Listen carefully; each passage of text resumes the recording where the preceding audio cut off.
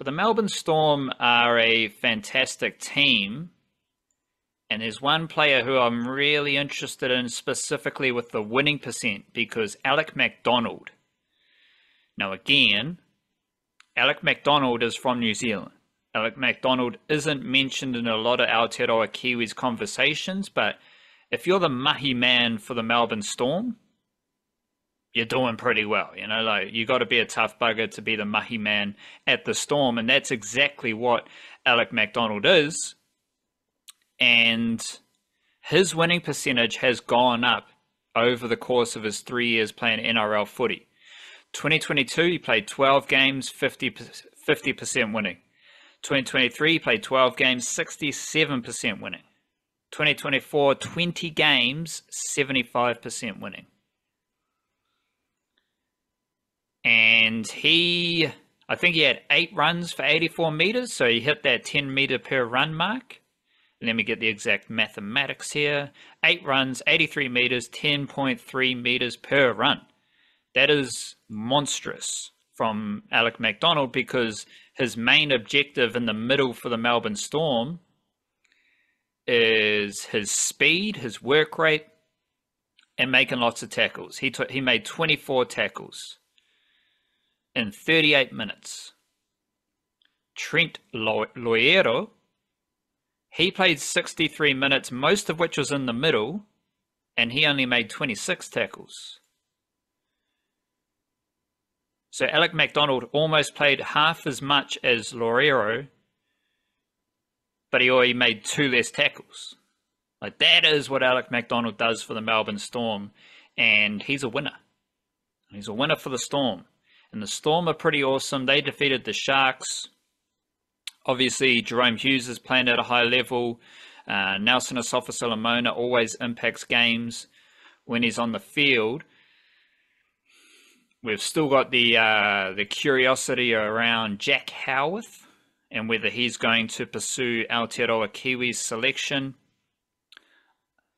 I always get a bit of a weird vibe when the Kiwis are thirsty for those eligibility cases. I don't think they need to be thirsty for eligibility. Like, I want Jack Howarth playing in the centres for the Kiwis, for sure. I want Jack Howarth, Matthew Tomoko. I think that's the best available centre pairing. Jack Howarth is born and raised in Australia. Like, he didn't come onto the Kiwis' radar until last year when he played for New Zealand A. Up until then, he was all about Queensland State of Origin. So, it's... Sure, you want Jack Howarth to play for the Kiwis, but I think the depth of New Zealand Rugby League is such that you don't need to be thirsty just to get Jack Howarth, nor should we be disappointed if Jack Howarth, born and raised in Australia, if he wants to play for Queensland and Australia. Like, I don't think that that means we need a referendum on New Zealand Kiwis Rugby League. Because it kind of just... Yeah. You want the player to want it at least as much, if not more, than the national governing body, right? Like, if the selectors care about it more than the player, then ultimately that's not really a good thing for International Rugby League. Like, you don't tend to get the best performances out of that guy when there are so many, like, hardy Kiwis representatives who every year, like, would bite off hands to be selected. You know, that is ultimately what leads to a more cohesive, stronger performing team, is having dudes who treat International Rugby League like International Rugby League. And Howarth might well be that dude, but if he isn't, like, if his heart isn't in it, you don't need to push for that, do you? Exactly. When, like, now again, Jack Howarth is a very, very good rugby league player. He is better at rugby league than Sebastian Kris, Raiders centre winger. Sebastian Kris is desperate to play for the Kiwis. He's already played for the Kiwis. So that's the difference you're talking about. Like, both of them are born and raised in Australia. Both of their links that make them eligible for the Kiwis are, I think, parents with connections to New Zealand, whether they were born in New Zealand or whatnot. But I don't think we need to be thirsty for either. Like, if you're all in, welcome aboard. But I don't think the Kiwis right now need to be thirsty for those eligibility cases because, like, to be honest, with the way the Kiwis are, there is room in the squad, in the team, for dudes like Alec MacDonald who are just going to play their role. Like, you don't need a superstar centre on either edge. At some point, you just need someone to do a role, plug the hole, make their tackles, run the decoys. I mean, they're all pretty good rugby league players, so they can all operate at a high level. But it just seems a bit desperate to some extent. And I think that applies to most national teams as well. Like, that's not just a Kiwi specific thing. That's just what we happen to be talking about. But in general, you need buy-in from the player at least as much as anything else. Like, you gotta have a heart in it, because that's kind of a prerequisite for international sports in general if you want to get the best performances out of things. So yeah, I think that's a rule that should be applied pretty generally. But there is something specific to the Kiwis, though, because in the past, they haven't had the player pool to be in this position. So they didn't have as many players to choose from. So they did have to be desperate. So then you get various cases where there's just goofy players playing for the Kiwis, among some very hearty Aotearoa Kiwis legends. But like, you look at Will Warbrick. He was absolutely monstrous against the Sharks. 12 meters per run on 18 runs, 2 tries. And everything that we saw from his first season of rugby league when he was playing for the Sunshine Coast Falcons, and he's making these breaks down the sideline, and he would always cruise past the fullback with a swerve. He didn't have a step, he just had a swerve. And that has translated to the NRL. Like, everything about his game has translated. I think it just took him some time, because the thing about Will Warbrick against the Sharks was he was brutal running the footy back, like first carry, second carry. That takes a little bit of adjustment. Like, if you're coming from rugby sevens, you might run into 2 lads a couple times a game, but you're not running it straight into 3 lads, as we were saying with Dylan Waitene-Zelezniak. Will Warbrick, like, there's a lot of buzz about him being one of the best wingers in the NRL right now. That's the status of New Zealand Rugby League. Like, we've got 2 starting wingers, Ronaldo Mulitalo, Jermaine Esako, who I think are still the starting wingers for the Kiwis, and Mulitalo and his Sharks, they've got another chance coming up later this weekend. They will play the Cowboys, and then we've got Roosters, Sea Eagles. But Will Warbrick will be in the Kiwi squad, and depending on injuries, availability, not depending on that shit, but he will definitely play for the Kiwis because they've got a bunch of games, so that's cool for him. But all of this is just part of a Storm team who are awesome. We also had the Panthers defeating the Roosters, Cowboys defeated the Knights, Bulldogs defeated the Sea Eagles. The Cowboys versus Knights game, we had Griffin Neame versus Leo Thompson. Thompson got sin-binned, Neame got the win. And I did a Kiwi-NRL spotlight on these two in the battle they'd have prior to the game. In the game, the way they played in the game was kind of in tune with how they've played all season. Leo Thompson, 46 minutes, 13 runs, 8.8 meters per run, 32 tackles. Griffin Neame, 27 minutes, 10.8 meters per run on 9 runs, and 18 tackles. So Leo Thompson, more minutes, more mahi, less oomph. Griffin Neame, less minutes, less mahi, more oomph. And both of them, like, there's no eligibility queries about them. Leo Thompson, Harty Māori, and Griffin Neame from the West Coast, so they'll both be in the Kiwis team. I think they're both top 17 Kiwis. And the good thing about Alec MacDonald that I like is he is a complementary forward to Tapine, Fisher Harris, Moses Leota, Nelson Asafa Solomona, Griffin Neem, Leo Thompson. Because we can fantasize about like Xavier Willison and Asafa Solomona in the same team. But at some point you need a bit of balance. Like you can't have just 3 big boppers on your bench and no defensive mobility. That's the skill set that Alec MacDonald offers the Storm, and that's something that could see him earn a Kiwis promotion. He's, aside from the eligibility cases, he's someone that I'm most interested in with regards of, does their form warrant Aotearoa Kiwis selection? I think Nofahu White is better than Alec MacDonald. Nofahu White was 18th man for the Kiwis against Australia last year. I think he played against the Panthers. Obviously the Panthers, they were awesome against the Roosters. Nofahu White played 37 minutes off the bench. 14 runs, 136 metres, so just a smidge below 10 metres per run. 31 tackles at 100%. So he didn't just play, he played very well. He played very well, and that is why Nofahu White, he's from Kelston Boys High School. I think he's a Bay Roskell junior in Auckland.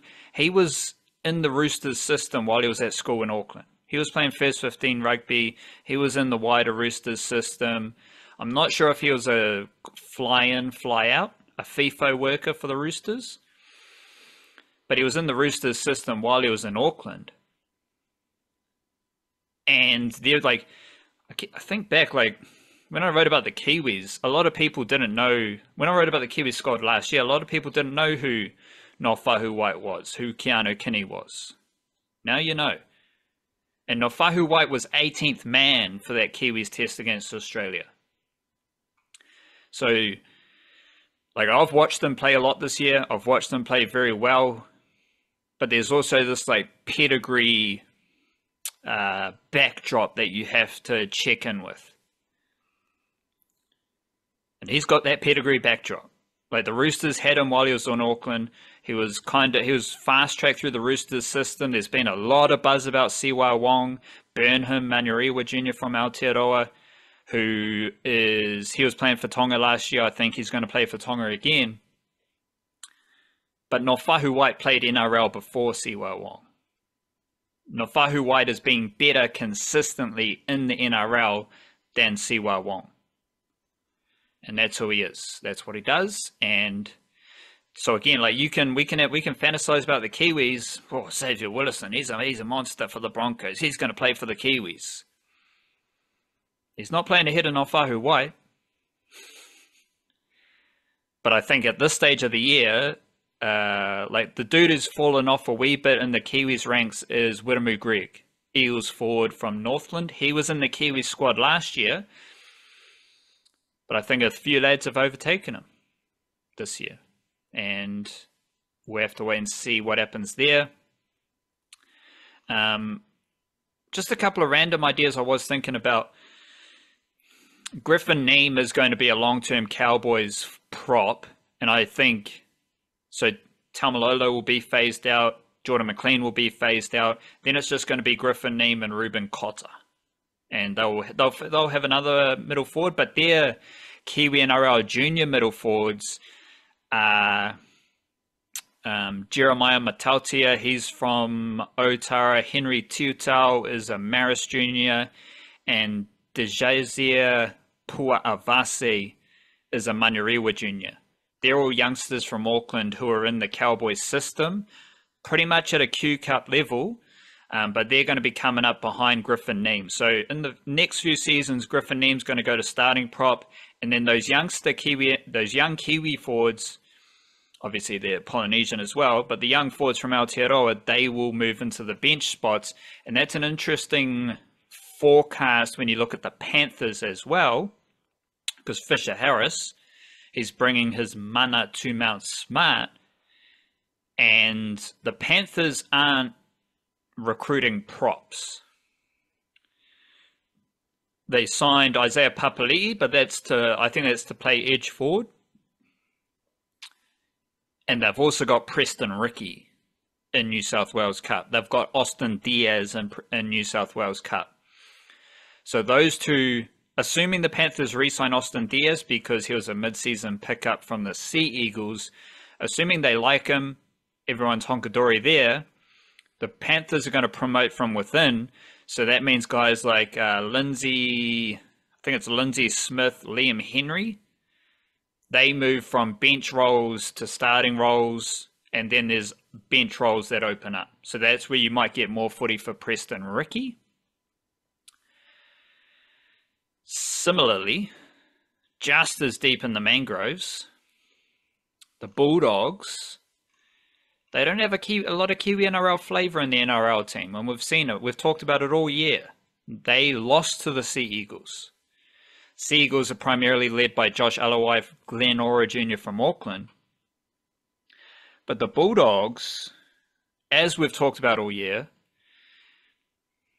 they have a lot of Kiwi-NRL players in their men's and women's system. And their Jersey flag team, who I highlighted a few weeks ago, lost to the Warriors at Mount Smart. But they're now in the final of Jersey flag. And the Warriors didn't even make the finals. But the Bulldogs Jersey flag team, they defeated the Raiders, and the Bulldogs had Cassius Tia, he's a Maris Jr. from Auckland, Callum Donaldson from the West Coast was starting lock, and Famai Tuilalo was the starting prop for the Bulldogs. And if you will get into the Warriors women's signings in a jiffy, but they signed Maya Hill Moana as one of 3 women who have links to Tani Wharo in the Waikato. But Maya Hill Moana, she started her NRLW journey by going to the Bulldogs.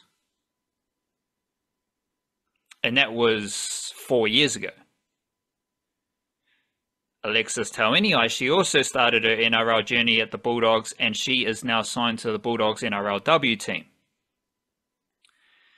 And the Bulldogs, as we've talked about a fair bit, their women's team in the Harvey Norman Women's Premiership is stacked with women from Aotearoa.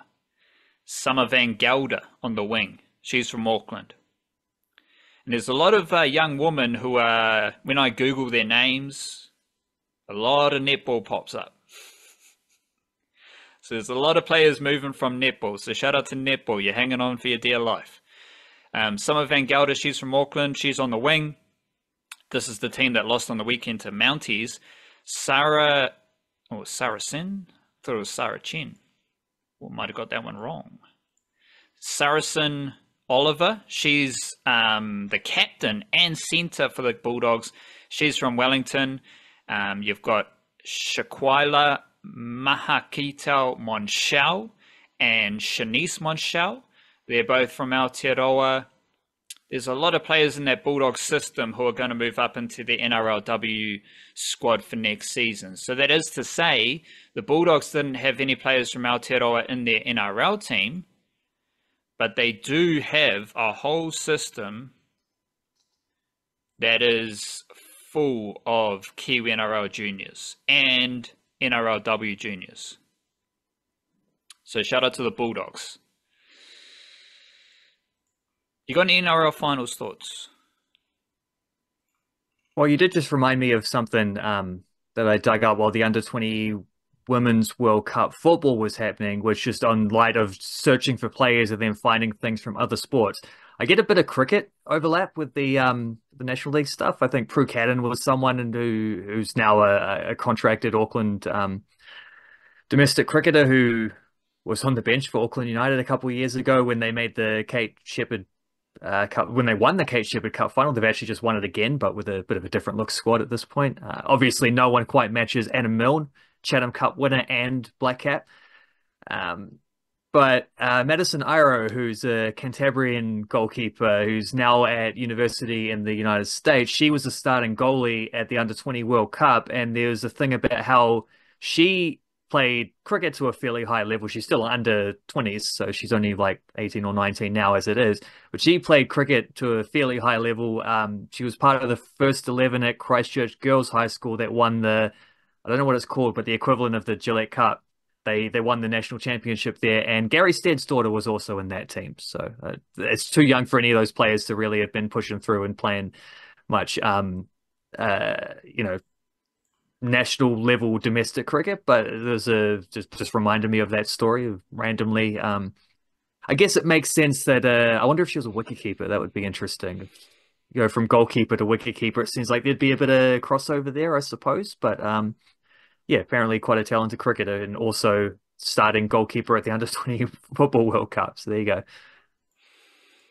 The New South Wales Cup finals, we're in a preliminary final this week coming up. Raiders versus Jets. Newtown Jets have Chris Viaila from Waitemata. He's been on the extended bench a few times for the Sharks, so he's one to watch out for. And Queensland Cup, they've got their grand final this week. North's Devils versus Redcliffe Dolphins.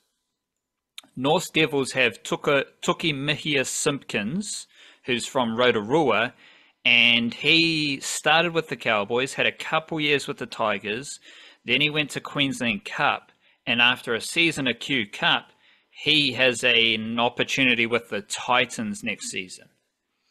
So he's earned that opportunity with a good season in Q Cup playing for North Devils, and their final is going to be up against Redcliffe, who Valynce Tafare has had a very good end of the season just with seeing him score lots of tries. So obviously there's been a few like negative headlines about Valynce Tafare at the Dolphins. He's kind of fallen off a cliff there. He wasn't in old Wayno's best books. But he's scored a few tries in recent weeks. He scored a try on the weekend. That was a fantastic try. He was starting centre, so I imagine he'll be named there again. The other starting centre for the Redcliffe Dolphins was John Whinianganofo from Auckland Grammar School. So he's coming through that system nicely.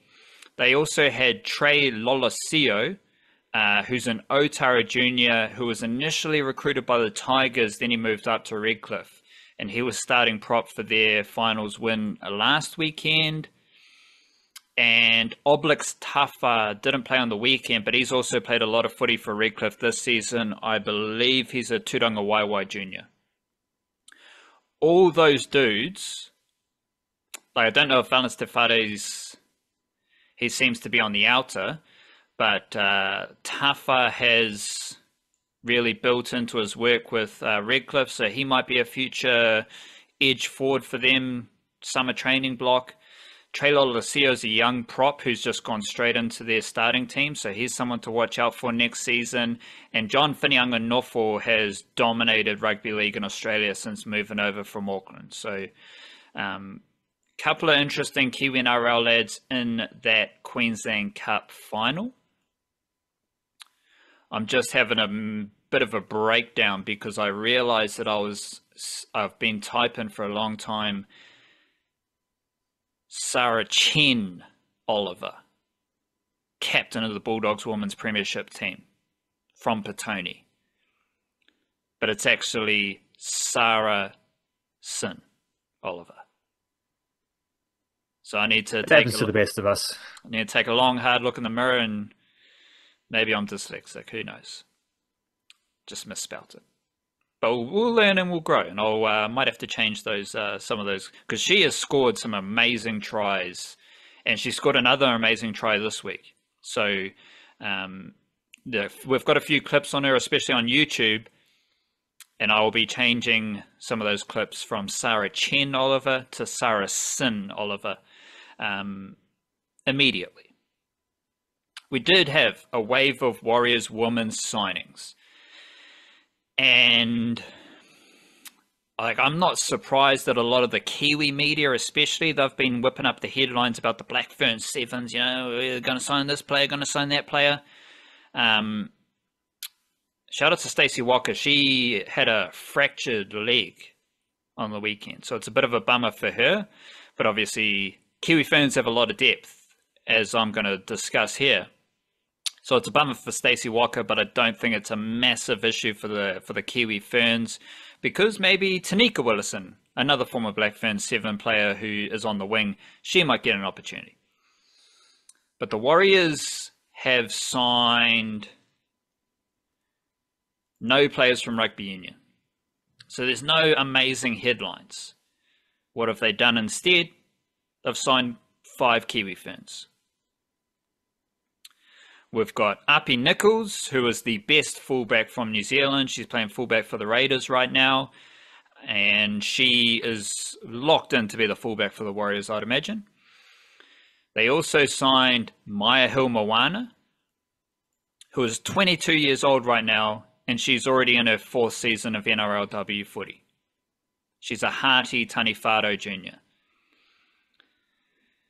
They also signed Harata Butler, another hearty Taniwhārau junior, who is a bit older, but compared to Maya Hilmawana earned opportunities in Australia based on her local footy in Aotearoa. That's what young women are doing in New Zealand right now, which is an indicator of their talent. Harata Butler did the same thing, but as a 28, 29-year-old mother. So again, that indicates the talent that we've got in Aotearoa and Women's Rugby League. I think Harata Butler's now 31 years old. She played last season for the Sharks. Then she went up to the Cowboys. Now she comes back to Aotearoa. And they also signed Capri Paikau, who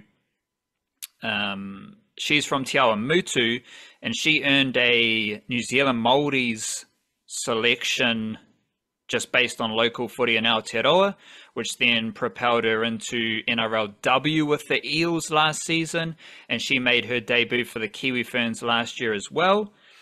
She's a hooker who, I think she's from Te Awamutu, but she was playing for Taniwhārau this year. Bit of centre, bit of hooker. She's also playing for Waikato, I believe, in the Women's Premiership. And yesterday, the Warriors announced that they signed Laishon Albert-Jones. Edge forward for the Knights, primarily an edge forward. I think edge forward is her best position, and she's played a few tests for the Kiwi Ferns as well. So, I don't know how anyone can be disappointed about the Warriors women's signings when they've literally just signed 5 Kiwi Ferns. And there's no shortage of Kiwi Ferns. Kiwi Ferns have a lot of depth, as I explored in the newsletter yesterday. And I reckon Nichols, Hilmawana, Butler, and Laishon Albert-Jones, they can be top 17 Kiwi Ferns right now. Butler and Hilmawana are big boppers who would probably come off the bench. Nichols fullback and Laishon Albert-Jones edge forward. I'm confident in saying Nichols at fullback, Laishon Albert-Jones, they're in a top 17 Kiwi Ferns team right now. Butler's missed a few games, so she's on the mix there. And Mai Hilmawana was actually playing Harvey Norman Women's Premiership this week. She wasn't in the NRLW team. So you could say that they're not quite top 17 players right now for Aotearoa Kiwi Ferns in my imaginary team. But they're very powerful forwards who tomorrow they might be in the top 17 for my imaginary Kiwi Ferns team.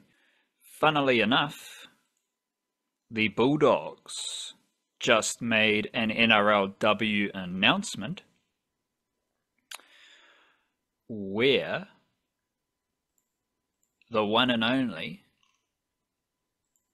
Sarahcen Oliver has earned an NRLW contract with the Bulldogs. So that's good stuff for Sarahcen Oliver. I did do a quick Google search and both popped up. There are a bunch of options for Sarahcen Oliver, a bunch of options outside of the niche cage for Sarahcen Oliver, but the Bulldogs announcement that came out this morning listed co-captain Sarahcen Oliver signing on to be elevated in 2025 on a one-year deal.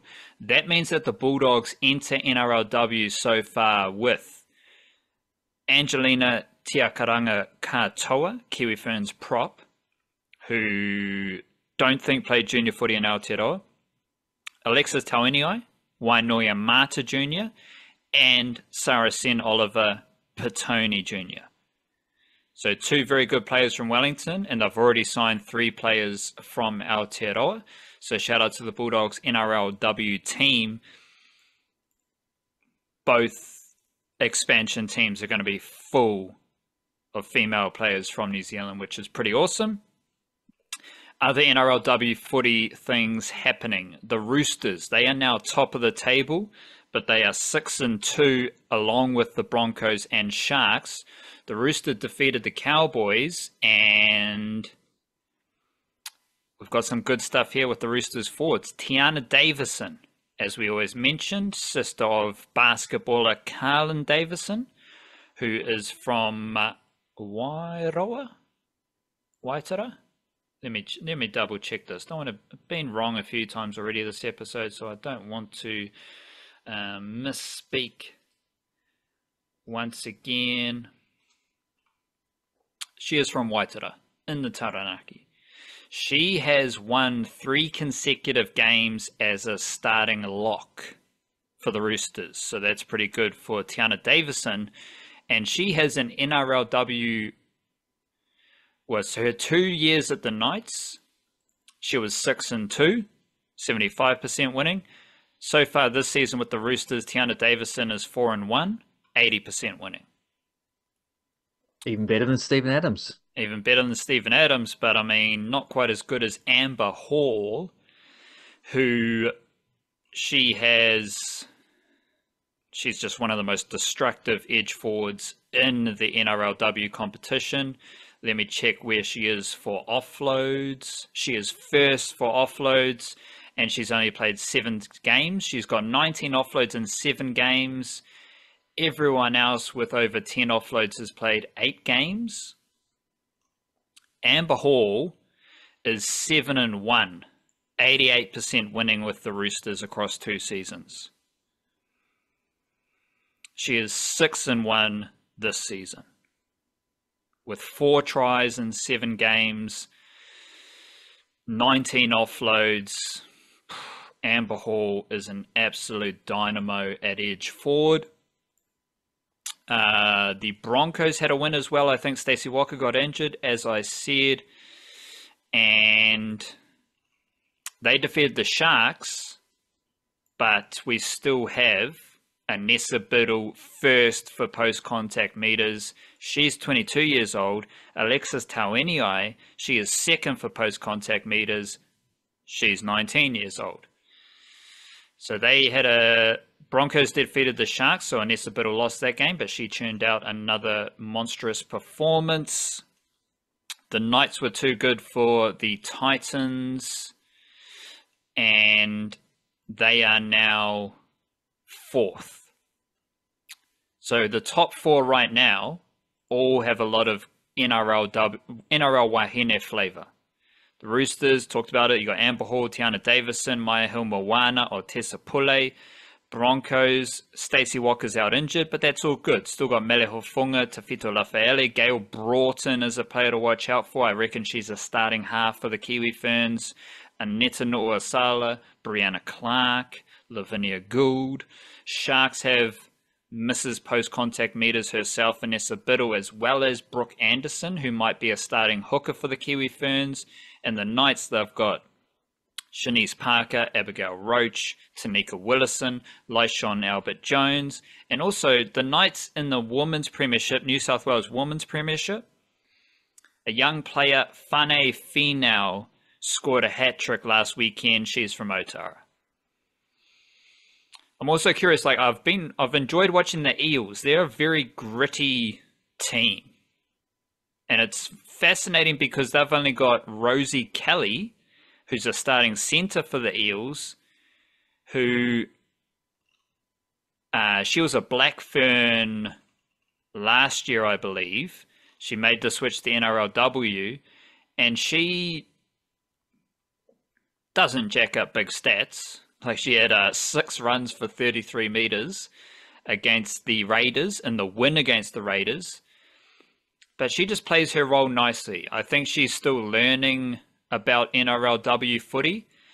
She's played centre in every game. She's had 70 minutes in every game, which is full banger game time for Rosie Kelly. And she's got 8 games, 1 try, 3 try assists, 3 line breaks. Not exceptional stats, but she's just playing her role nicely, and I'm curious to see how she develops, because that Eels team, they are getting the job done.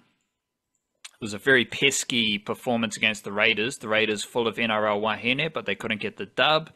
Eels were very gritty, and they did get the win, and I'm just curious to see how Rosie Kelly develops with the Eels.